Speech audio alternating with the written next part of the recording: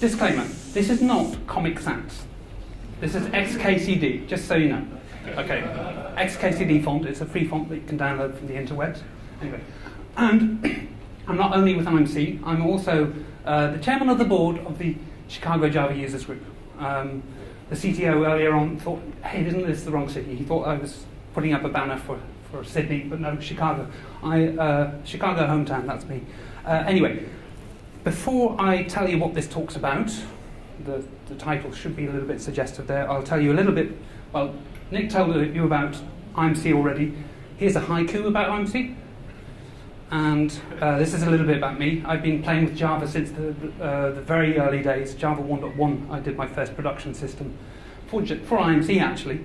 He was very kind. He was not wanting to tell you that length of industry experience was with IMC. I've done most of my professional work with IMC. For that, I did a PhD in theoretical physics in Amsterdam, and now I am also a CJUG, Chicago Java User Group board member, and also a Java Community Process Associate member. So it's my utmost pleasure to be the warm-up act for Kurt Pepperdine, who's hidden in a room back there somewhere still preparing the rest of his slides.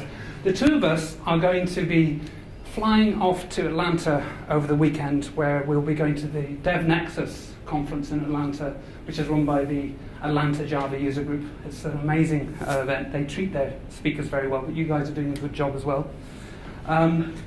So, a little bit about this talk. I did the first version of this talk back in August as part of the virtual Java User Group meetup. Of course, by then, Java 9 had not yet been released. So this was a sneak preview of performance features that were about to be released in Java 9. So let's fix the title, Java 10 performance features. Everything that you'll get in Java 9 will also be available in Java 10. Right, clear. So I went through the release notes of Java 9 at the time, and I scoured the JEPs, the JDK enhancement proposals, the JEPs in the release, and I cherry-picked the ones that I found particularly interesting from the point of view of a performance engineer. This is a short list. There's a lot of really cool stuff regarding strings, which I'll tell you a lot about later on. There's some concurrency updates. Doug Lee did a lot of tweaking and tinkering in Java util concurrency, as usual.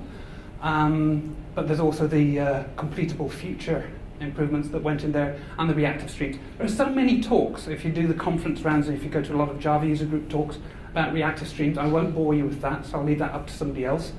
On the right-hand side, we've got some stuff which is really important if you're doing a lot of concurrency in Java. But none of these features are really end-user facing. These aren't the things that you, as a developer, will see in your day-to-day. But together, I think that they will make it worthwhile to switch to Java 9. But I'm front-running my conclusions here. So those aren't the only things that went into Java 9. Of course, there was something called Jigsaw, which is something with modules and stuff like that. There's also a Java shell, which is fun, but it's not going to be a game changer in the way you, as a developer, do your day-to-day stuff. But there's also a lot of changes in tooling and stuff like that. Maybe that ahead of time compilation, AOT compilation one, maybe that should have been on the previous slide. I think that could actually be a game changer for your production systems as well in the long run. The first iteration of it, however, is something that's experimental. It's only supported currently for the Java base module, and it only runs on Linux. I have yet to play around with it, but it does look very promising. The idea there is that it actually produces binary code that you can load up. The primary use case that they were targeting is quick startup times of embedded systems and the likes, or being able to run Java utilities from the command line without the usual startup time of running into interpreted. So what it does is actually produces C1 level compiled code, and optionally you can tune it so that it will then just be jittered further with the tiered compilation and become C2 optimized code. Anyway, that's enough on that one single bullet point at the top left. I won't go into much detail on the other things. This guy, the Smart Java compilation, is I think it's just a concurrent Java C, so it will make your builds faster if you were to use it. There's all sorts of things which are very interesting for tool people. I think this one in particular was a headache for Kirk. They're changing the way that you do garbage collection logging and stuff like that. So for the toolsmith, that's a big headache. Not very interesting for day-to-day stuff in Java development. Java Mission Control 6 was a very interesting addition to Java 9. I've been using that an awful lot. I don't know if anybody knows Flight Recorder or Java Mission Control. Anyway, I won't tell you anything else about this slide. If you want to know more about this, you can ask stuff at the end of the talk. I can do a Q&A then. For now, let's just move on and focus on that first slide again. I'm going to go in depth on a couple of these changes to the Java 9 JDK. I'll start off with compact strings. This project, JEP 254, was also called the String Density Project. It was done relatively early on in the iteration of Java 9, so just after Java 8 had been completed. It was work done by Alexei Shipilev and, let me see, I forget my own name next. Never mind. Charlie Hunt, beg your pardon. Charlie Hunt and Kirk and Alexei Shipilev were working on this predominantly. What's the idea? So before Java 9, strings were always represented as char arrays because the string representation, as you may or may not know, is always UTF-16 in Java. That's a waste of space because it turns out that most strings in any particular application are actually Latin 1 encoded. What does that mean? It means that the least significant byte of those 2 bytes is used and the other one isn't. Really a waste of space. So the density team did a survey. They loaded lots and lots of core dumps from their customers' WebSphere applications, and they did a survey of a wealth of heap dumps that they'd done, and they found out the vital statistics of strings. So in your typical Java application, 10 to 50% of the data is strings really, and most of them are Latin 1, and most of them are teeny tiny, so less than 35 bytes. So what the project was about was, okay, what if we take those char arrays and change it and replace it by byte arrays? A priori, you'd get a factor of 2 improvement in your heap there, but of course there's overhead. Remember that we were talking about small strings here. There's overhead for the internal housekeeping of the JDK. Every object in Java has got an object header in there as well, so we've got to account for that kind of thing. And there are other things like the hashcode member of the string. So it's not quite 50% reduction, but if you've got a application where you've got nothing but enormous strings, then it will approach 50% reduction in size. So what they did was they set about changing all this without changing any public APIs whatsoever. A lot of people, when they hear about this project, they think, oh great, have they switched to storing everything as UTF-8? Well, no, they haven't, and there's a good reason for that. A lot of the public APIs in the string class are indexing into the string, or they're getting a substring out of an existing string. And those indexing operations, they would have a very hard time if you were to use UTF-8. So there is actually a proposal to add a JEP for doing that for shorter strings, because it's quite feasible for a really short string to encode it and just pay the cost of the expensive indexing into the string. But that wasn't part of the scope of this one. So this is the way the switch was done. In the old world, Java 6, Java 9, Java 8, there was a char array member. It's a final private member, and there's a non-final hashcode. It's computed lazily, hence it's not being non-final, but it's effectively final. And in the new representation, you go to a final byte array. And so everywhere in your system where a char array or a byte array is coming in and you're converting it to a string, you need to do a sanity check and make sure, okay, is this thing Latin 1? If so, we're going to flip this new member, the coder, to the Latin 1 value, and if I encounter a single character that isn't Latin 1, then we'll flip it the other way and we'll construct something where we've double padded all the bytes.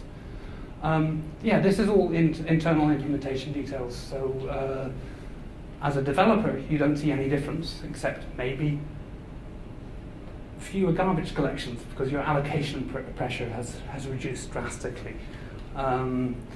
Smaller heap sizes if you're using a lot of strings in your application, things like that. So you might think, okay, hang on, if I'm adding an extra field to something as fundamental as a string, aren't I going to be wasting a lot of heap from that in and of itself? Well, actually no, because most objects, or most Java systems use basically padding to make sure that all the data structures are aligned with memory. So unless you're on a 32-bit JVM, well, poor you, you're not going to have any problem. Because on 64-bit, the different rows here, this top one here is just if you're using regular pointers. This is using compressed pointers with 8-bit alignment and 16-bit alignment. I'm trying to show you here how the objects are laid out in memory. So you start off with the object header, which is basically going to be a pointer on all sorts of internal JVM state. Then you'll have a pointer. Don't forget, Java objects are just plain old pointers to the car array. And then you'll have that integer, which takes up 4 bytes, which is your hash code. And then if you're doing 8-bit alignment, or 8-byte alignment, then you'll have 4 free bytes for each string object. So putting in an extra byte there won't make any difference. So the only situation where it does make a difference is that the 32-bit, where it was already perfectly aligned with memory. But the hope is that this is a trade-off which will be acceptable. You've got a little bit of waste for the string object, but you'll make up for it from actually compressing the char array to a byte array. And the benchmarks which they came up with show that this does work out. They got massive improvements. Indeed, this is one of the most interesting performance engineering stories that I've heard of late. It's unusual for you to be able to improve on all 3 tiers of this bottom bullet point. Normally, you've got one of them is going to give you. If you want an improvement in throughput, then you're going to have to sacrifice one of the other 2 points. You're going to want to use more heap or something like that. But in this case, they managed to get all 3. Reduced footprint, improvement in throughput, and improved latency. The way, incidentally, that they prove this, this is Alexei Shipylev's genius at work, is to build micro-benchmark harnesses for typical use cases of the client. I'll show you a lot about JMH later on. The next string-related improvement that went into Java 9 is in the Indy string concatenation. So Indy in this case means invoke dynamic. I don't know, can we get a show of hands here who's heard of invoke dynamic before? Okay, so I'll explain a little bit later on what that's about. But this was another early project in the Java 9 repository, led also by Alexei Shipylev and others. So the rationale behind this JEP was before Java 9, the compiler would emit bytecode spelling out a particular recipe for how to concatenate strings. I don't know if people are aware of this, but from Java 6 on, the Java compiler did this magic. It replaced any code that was concatenating strings with the equivalent using a string builder. It does this behind the scenes for you. So the problem with that is that it's part of the Java language specification how it does that.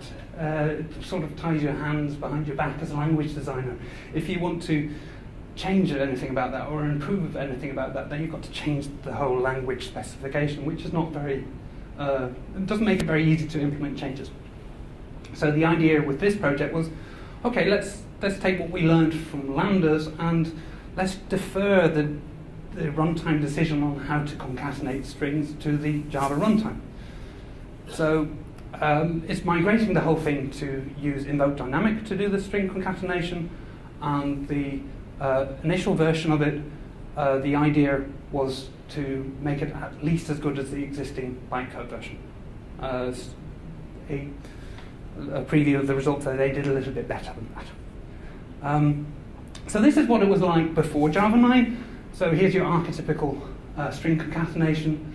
I don't know if you are fluent in bytecode, but this seemingly simple string concatenation code turns into basically new string builder, and then load a constant and pass it to append on the string builder, and then load the first argument that was passed into the method and call append with that as an argument, and then finally an invoke virtual which is calling to string on the whole thing and returning it. Okay, quite simple. So that is entirely equivalent, 100% equivalent to this code here. That's what the Java C command will do for you with any string concatenation that you do. Now, a string builder isn't perfectly efficient. You would do a better job here if you were to pre-size it. As we all know, if you pre-size your buffers, you'll get better performance here because it won't be allocating extra things. But little known to many Java developers, the JIT compiler gets into this as well. It recognizes the bytecode patterns that have been emitted by the Java C compiler and says, hang on, this is a string builder, string concatenation. I'm going to do some extra heavy optimizations for it. So that's the, I don't suppose many people know or have touched that one. You probably don't want to touch it. If you turn it off, your application will grind to a halt. It will be a lot slower. There's an option still available in Java 9, optimized string concatenation. So this was, I think, back in Java 6 days indeed, adding JIT patterns, recognizing particular patterns in string buffer builders. So for instance, adding one string to another string, that's been optimized. A string to an int, that's been optimized. But other patterns haven't. So if you're unfortunate, you've got a log statement in there which is doing string plus long, and then it won't be optimized. The JIT compiler won't know what to do, and it'll be slow as I don't know what. So in Java 9, we switched to invoke dynamic. So invoke dynamic, or Indy for short, was introduced as part of Project Da Vinci. So this is for the dynamic language guys, JRuby and whatnot. It was sort of done as a concession. They've been begging, some still at the time I suppose, for years, please add invoke dynamic so that we can do our stuff. And then in Java 8, people discovered, okay, this thing is actually darn useful. It was used in lambdas. There's a stroke of genius there. Defer the specification for how to conjure up a lambda in the virtual machine to runtime. Just find a representation in the bytecode which says, I want to run a lambda with that body. You go sort out the rest. So that was implemented using invoke dynamic. So just a quick review of how invoke dynamic works. Of course, it's lazy initialization, so you have to pay some cost. The cost here is you need to invoke a bootstrap method to conjure up the definition of, well, a lambda or a string concatenation. So your class file needs to define the bootstrap method that will get called. So that bootstrap method gets passed metadata about the call site, the type signature of the method that you want to be calling, the return type of it, the class that it's in. And then an object called a call site is returned, which wraps something called a method handle. Now these are all part of the java.lang.invoke package. I don't know if you've ever looked around there. It's quite interesting. You can read the Java doc there to find out more about it. This is what's going on under the hood if you were using a lambda in Java 8. It will be calling one of these things. So, yeah, maybe enough about that. So the idea is that the call site is then retained, and then it will just play along with the JVM's other abstractions. It will get jittered and everything like that. And on subsequent invocations of that call site, you'll get hopefully a more optimal implementation of whatever strategy it was you were calling for. So for instance, in lambdas, if you've got a non-capturing lambda, it will just return you the same object representing that call site for every single thing, and will get very aggressively inlined. So the idea is to do the same thing for strings. So what does it look like in Java 9? Well, the method itself, the bytecode, is lovely. It just says, take whatever argument was passed it in, and then pass it into a call site. The call site in this case is constructed from a factory method in the Javalang invoke package called string concat factory, a concat with constants. I won't bore you with the details there. It works. It's very interesting actually to try and work out what it is doing there, but there's many layers of indirection. It's not very easy to follow. But yeah, okay, as I was saying, the goal for this project was to equal the performance of Java 8 and earlier. So it turns out that this deferring of the strategy to runtime meant that you can make pluggable strategies, of course. The very first one there in this list, I don't know why I enumerated them all. The first one, BCSB, is using bytecode to use a string buffer for concatenation. So it's emulating exactly the same bytecode that was emitted pre-Java 9 by the Java-C compiler. That's the proof of concept one, just make sure it works, and it gets exactly the same performance as the pre-Java 9 one, except for the startup. That first call will make it slower, almost by definition. So there are 5 other strategies with the JDK. The last one there is the one which is on by default, and it's called method handle inline size exact. So it's getting away with using string buffers and everything like that.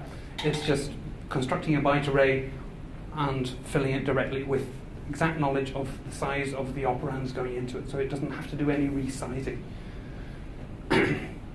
So yeah, you can change the strategy from the command line if you want to. I haven't seen any reason to want to do that. Okay, enough talking.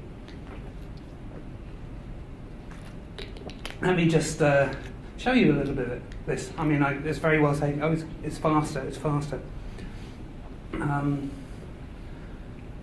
Yeah, so first of all, here's in Java 8, here's that code we saw earlier. Nice little plugin in IntelliJ, allows you to actually see the bytecode inline. I don't know if people have seen this before, but yeah, this is rather like what we were seeing earlier on. So in Java 8, indeed, it was calling this append method of the string builder. If we go to Java 9 and do the same thing there, here's our invoke dynamic call. It took me a while to get used to IntelliJ's formatting of the bytecode here, and I'm beginning to like it, I think. Not sure. Anyway, what I've done here is I've taken one of the original benchmarks that Alexei Shipalev wrote while he was working on this project. This one is demonstrating. Okay, so first of all, JMH. Who's heard of JMH before? Okay, nice show down. Some of you have. So it's the Java micro harness, micro benchmark harness by Alexei Shipalev. So it's an amazing tool, very versatile. It allows you to just use annotation processors to construct really clever benchmarks which get rid of all of the usual pitfalls of micro benchmarks. Things like dead code elimination or whatnot. All those things are taken care of you by the harness, if you know how to use it. But that's actually made comparatively easy for you. So here's 3 benchmarks. These are the 3 examples I was mentioning earlier. Concatenating two strings, and an integer. Alexei is not very good at naming his variables. What do you think? Should we do code review here? Yeah, C is a constant integer, I think, in this case. And here's one using a long. So the framework's very flexible. You can pass in all sorts of things. Just a word on the forking for a second. One of the pitfalls of benchmarking is running your benchmark in the same process as a previous test, because you'll get whatever the jittered code was of the previous test that ran. So the micro harness benchmark, JMH by default will fork off multiple processes so that you will get to see a virgin recompilation of the code that you're throwing at it.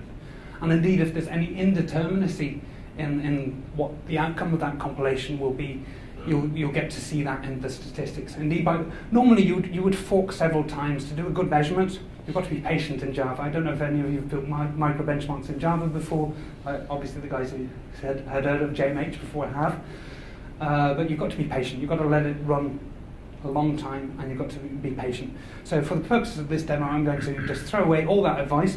I'm going to run it with very few iterations, only one fork, and let's go. So this is in Java 8, running the concatenation benchmark, a couple of warm-ups, and a couple of iterations. Not anywhere near enough. Now, one of the nice things about JMH is that you can pass in any flags you want, and you can do that indeed as a parameter of an individual test. Because it's forking, you can actually invoke a different JVM than you're running the harness in and everything like that. In this particular case, I was turning off those the JIT optimizations for the string concatenation. So we got so this is our benchmark. We don't know whether this is fast or slow really, but it's doing. It's taking about 21 nanoseconds for each string concatenation this is telling us. I'm just going to pin that result there, and I'll turn that around to use the optimized string concatenation. Here we go.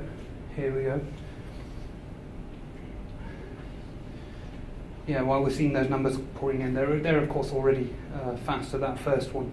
But we should see a very similar result for that string long concatenation, because it was one of the patterns that had not been optimized as part of the optimized string concatenation project.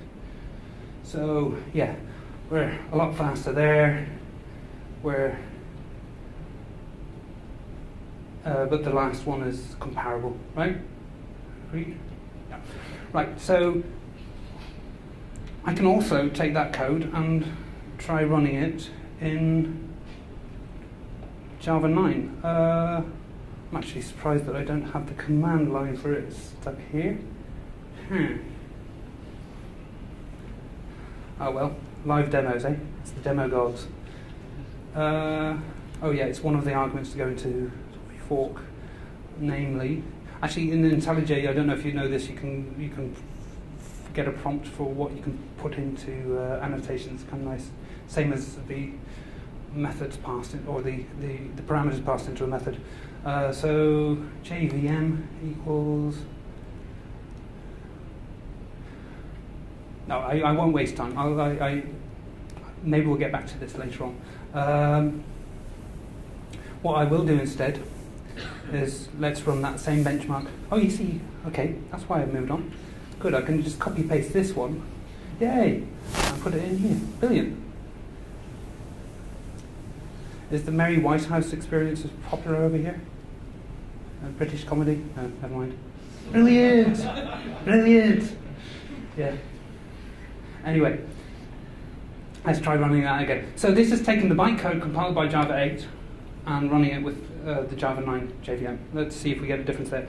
And I will remember to pin my benchmark so we can tap between them. And okay. So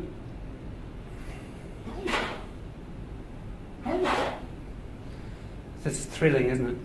Imagine what it's like with 10 forks and 20 iterations.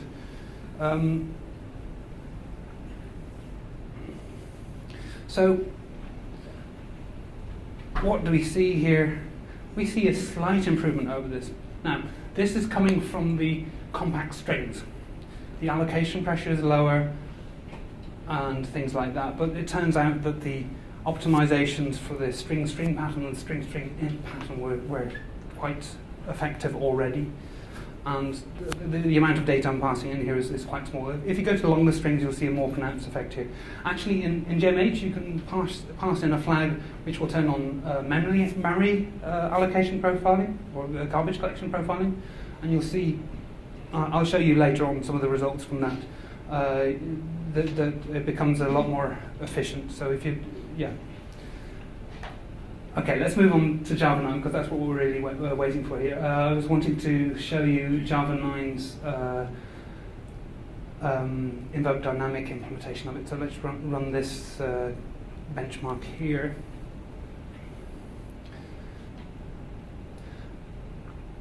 Now, Java 9 string concatenation is using exactly the same intrinsics from the JIT compiler as before, so we can't really expect, other than the compact strings effect, we can't expect much benefit from the new compilation strategy, but we should see a marked difference in the ones that weren't covered by the optimized string concat. And indeed, you see with this last one, which was the string long, we see a big speed up there. And this is just a toy example, but if you've got lots of string concatenations in your logging facilities and stuff like that, taking, I don't know, a thread ID from here, a timestamp from there, and you've got this long concatenation of concatenations, right? You can expect a massive speed up in performance from this one. Let's go back to the slides there, and here's some results that I gathered with more iterations with those same benchmarks. So this was our baseline Java 8 stuff, and I also ran JMH. It takes a little bit longer, that's why I didn't demonstrate it there for you. It takes a bit longer to do the GC measurements with it as well. But these are the averaged bytes allocated for each of those operations in the JVM, and you can see this bottom one. Anybody have an idea why you would allocate that much, 1,000 bytes for this? It's because of resizing, right? If you use a string builder and you're appending a bunch of strings that it doesn't know ahead of time how big the string is going to be, and it basically will just exponentially grow the string buffer. So that's how you get to this.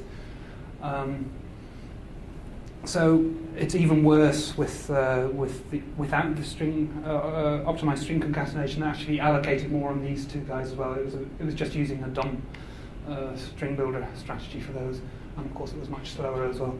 So the Java 9 version, this is Java 9, just comparing the effect of the condensed strings here, the compact strings. You see that the allocation pressure is a lot lower there, and then finally compact strings and the undefined string concatenation thrown together, and you get a huge effect in terms of allocation pressure. I was quite surprised by this one. It really covers. I threw together a couple of concatenation patterns which I would never let pass in a code review ever. You don't want to do string concatenation in a hot loop in your production code in the first place. But if you have that, legacy code or whatever, you would expect to see a massive improvement from this. So a redundant summary slide, I think I said most of these points already. But yeah, I suppose it's good to point out Oracle have to always provide backwards compatibility from one release to the next, so they still need to be able to interpret the old bytecode, and they sure as hell don't want to have a performance regression when they release that. So the optimized string concat there is here to stay, and indeed the new bytecode patterns emitted by the undefined string concatenation is using that heavily. It's working together with it. It will piecemeal spit out patterns which it knows that will be optimized cleverly. Yes, question? I would try running to benchmark without string compact to see the impact on the performance. The question is whether I tried running it without the string compaction to see the impact on performance. Well, yes, I have, by virtue of running it between Java 8 and Java 9. I don't know whether the... no, I haven't done that specific experiment with these tests. I was happy with just comparing to the bench line and comparing Java 9 running Java 8 bytecode just for this demo, but it would be an interesting experiment to do that. I think, yes, in the real world, probably you get more bang for your buck from the whole string compaction thing. Let's be honest. I was highlighting the string concatenation because I find it interesting technically. I think that the use of invoke dynamic in this way is really very it's ingenious, and I think it shows a lot of promise for the future of the Java platform. If we can do this with more and more language features, then we'll get a lot more velocity in adding cool features to the language. So that was strings. Actually, one more thing on strings. There's another thing which was released, of course, a little bit earlier with Java 8 U20, which is string deduplication. That was part of the G1 compiler, so that's also, of course, part of Java 9. But yeah, that had already been released, so I'm not going to talk about that. But if you're using the G1 garbage collector, then you could, in theory, expect some nice speed-ups from that if you've got a lot of duplicate strings in your code base. But yeah, enough about strings. I'm going to talk a little bit about some concurrency things, and then I'll wrap this up and hand you over to Kirk. So the concurrency jet that I wanted to point out was this one. Actually, it's almost a one-line code change in the public SDK of Java. So what is a spin weight hint? What is a spin lock? This is an archetypical spin lock. It's when you're not wanting to grab an expensive intrinsic lock. You want to just spin in place and wait for some lock for some condition to occur. This is used an awful lot in high-frequency trading, among other. Disruptor pattern will be using this and whatnot. We'll be spinning away in our C++ code as well, I think there, right, Ben? So it's a well-known technique for something that you don't really expect will be contended a lot. So you just want to have a very lightweight way of dealing with it. So the Intel instruction set includes the pause instruction. It was added way back in 2001 to SSE2, which is an optimization for these spin locks. And here we are in 2018, and finally it's been added to the Java language as an intrinsic. So people working in C++ will know that this is really a very good way of making your code run faster if you've got contended spin locks. Now let's see it in Java. I'll just give you a quick demo. Actually, I've got a JMH benchmark for that.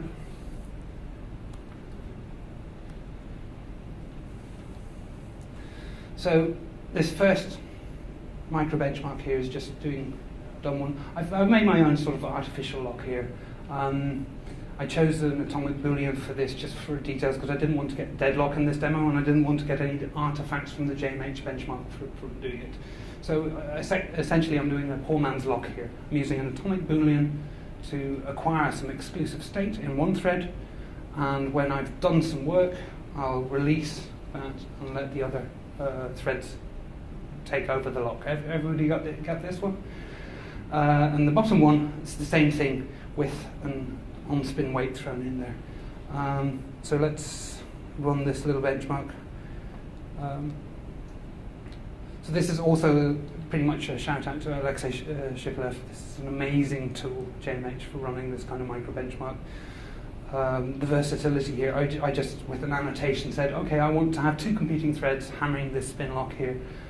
You go do the rest in a fair way and everything like that. It's quite remarkable that way. Maybe I had this one set to too many iterations. No, here we go. I've been consistently getting this kind of result from that every single time. So you might be wondering, okay, what work am I doing here? I'm actually doing some very little work. This is something that's available from the JMH benchmark. Black hole consume. It just uses some entropy, consumes a little bit of CPU cycle. But this is only about 1 or 2 nanoseconds, this thing. it's nothing compared to the very cost of synchronization from trying to synchronize on a shared resource in the first place.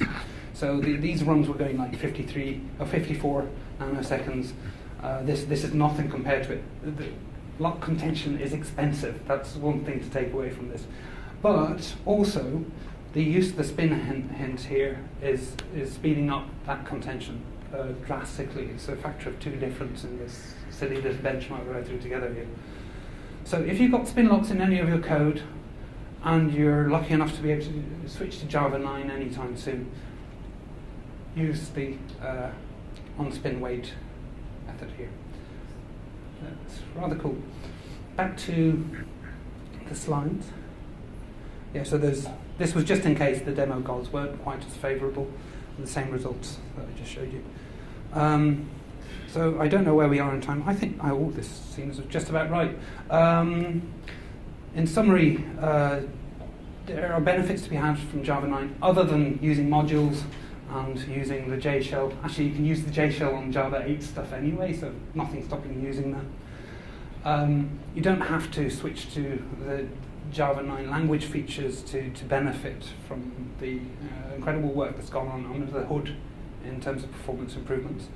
I was just highlighting a few here. The other ones that I listed in the earlier slides are some other things affecting improved lock contention and things like that. I'm thinking that the AOT compiler will become something very useful very soon as well. So there's lots of goodies there to be trying out on your production systems from the Java 9 JDK, which were quite interesting. That's about it. Here's some links to some of the stuff that I was showing you earlier on. And I'd like to open this up for questions. Yes? So, for the compact strings, I presume there's a bit of overhead in the methods of string to check if the string is what the coding byte is. So has the API been extended from you to be able to say, oh, this is a compact string, so just ignore the coding byte and assume it's just a Latin one string? So the question is about, okay, isn't it expensive to do the encoding and decoding of compact strings, more or less? I'm paraphrasing your question. The answer there is that it's actually, and that's an implementation details. There are very few actual entry points into the public API of strings that you have to check for. So you can imagine, if I'm concatenating 2 strings, for instance, I already know, beyond any doubt, that both of those strings are either Latin 1 or one of them isn't. Yep. So you know which intrinsic to be invoking based on that, on that information that's already been pre-computed. So the other entry points are if you're literally building a string from a byte array or from a char array. But it turns out the overhead there is really simple. As you can imagine, it's just bitwise and on the most significant byte of the char to see whether there's any data in there. It's actually very fast. So they did an awful lot of micro-benchmarking around this. And in most of those benchmarks, the intrinsics turned out faster than before, so it worked out better. I guess that a lot of the work that takes place there is actually done on the CPU. Your CPU bound there. The difficult bit's actually getting in your char arrays onto the cache lines and everything like that. So you've got a lot of time to be looking to see whether a bit mask matches it or not. I hope that answers your question. Yeah, so basically the latency is hidden behind the memory access. And hidden behind the public API of strings and string builders and string buffers and Neo2 and all those things. But all those parts work in unison to keep the illusion up and running. So you will never so you can't query it. You can't query that member. You can't inspect the code. You can't ask of a string, oh, are you Latin 1? But there isn't really a use case which leaks into client space. There's no API, there's no use case. Yeah. Yes, another question. You mentioned the compact string is UTF-8. Yes. The compact string is Java developers implement it as a compact string? So the question is, he noticed that I didn't include UTF-8, or that UTF-8 wasn't covered by the compact string in its representation. Is the what was? If the normal Java string from the developer's point of view, Has the public API changed? Would that be paraphrasing the or question? you have a public API called the compact string. No, there is. Okay, so the question is whether there's a public API called compact string. No, there is no change to the public API of string. This is all just part of the private implementation. It's just an implementation change. Then So- it doesn't support the UTF-8. What if I got an international and Actually, of course, the Java language specification only covers UTF-16, so there are already UTF strings that you can't represent with the Java string. But to the outside world, it's still a UTF-16 string. It's just it does compression internally, and the details of that don't leak outside the public API. So if you pass in a non-Latin 1 string, then it will detect that at runtime, and it will choose the other coder, and it will explode it to double padded byte array. So the intrinsics in the JIT code are in on the game. They will then skip by 2, and they're reading out a particular substring. Yeah. Yes. For the Indy string, so basically using input dynamic lets you have like a different logic at runtime that can be used by the just-in-time compiler. Yes. Right? So what wasn't available at compile time, which lets you do this kind of optimization? Because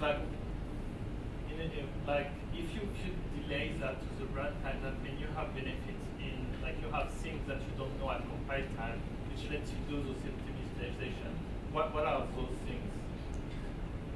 So the question is, what information is not available at compile time for the string concatenation optimizations provided by the indified string concatenation? Well, among others, the size of the buffer to create, that is a prime example there. So it would be much more optimal if Java C were to do some static analysis of what's going in there and work out how long its arguments are going to be. But it obviously can't do that at compile time. You'd only know that at runtime. But if I'm concatenating 2 strings, at runtime I do know the length of both of those, and I can pre-size my string builder. Of course, you could do that in the Java C code as well. But the point of that is if you were to do that, you would have to change the Java language specification. All Java compilers would do that kind of thing. And you wouldn't be able to lean on the optimizations provided by the JIT compiler the same way. Sort of a hand-wavy argument out of that question, I apologize. Yes, the question there at the back. The question sort of ties on from that. The big advantage of unifying functions is to be able to change your strategy with new JD release. Yes. There's no need to compile code. In other words, release a new method or a runtime, and no need to compile. You obviously still unify that syntax and option. Are you aware that that's been taken advantage of in new JDMs so far? That have certain script patterns that work out things that aren't common enough to introduce them runtime that takes advantage of that? Yeah, so the question is, am I aware of examples where this indirection of using invoke dynamic, whether it's being used from one release to another, basically, right? Yes, this has happened with Lambda an awful lot. I was doing some micro benchmarks in the early days of Java 8. With the very early releases, there were a couple of use cases with with non-capturing lambdas, or with capturing lambdas specifically, which were really slow. And when you went to U40, there were massive improvements there in the strategy. I mean, that's the beauty of it. You can change the actual, the very implementation of the invoke dynamic call site from one minor release to the next. So that you really see this with lambdas I've seen big improvements between the various dot releases. I'll assume that it's either by string the same amount of time or the same. I would say so. But I think the larger work there might take place on the JIT side. I don't know whether there's that much room for improvement with what's already here. I think it was almost more of proof of concept for using method handles and things like that, and using this technique for a language feature like this. As said, there are 6 different strategies that were shipped with it. It seems like the method handle, inline, exact, or whatever it was called, the default one, is almost as good as you can get. I'm not aware of anybody currently working on improving those intrinsics any further. But yes, it could happen in some major release, Java 13 or whatever, next year. Yes, question? Yeah, it's probably not very fair comparing call with explicit blocking without mentioning that explicit blocking means the whole Java memory semantic. I'm sorry, I'm having a very hard time hearing you. It's probably worth to mention that explicit blocking brings the whole Java memory semantic with it, and comparing swap has nothing to do with it. I'm not entirely sure I follow your question. You're talking about the difference in semantics between using a compare and swap versus the intrinsic locks. Direct comparison is not very fair in terms of performance. When was I comparing it? I was explicitly using a compare and swap in my demo, but I don't think I was comparing its performance to intrinsic locks. I'm sorry. We can talk after. I think probably the time is probably here to hand over the floor to Kurt Pepperdine.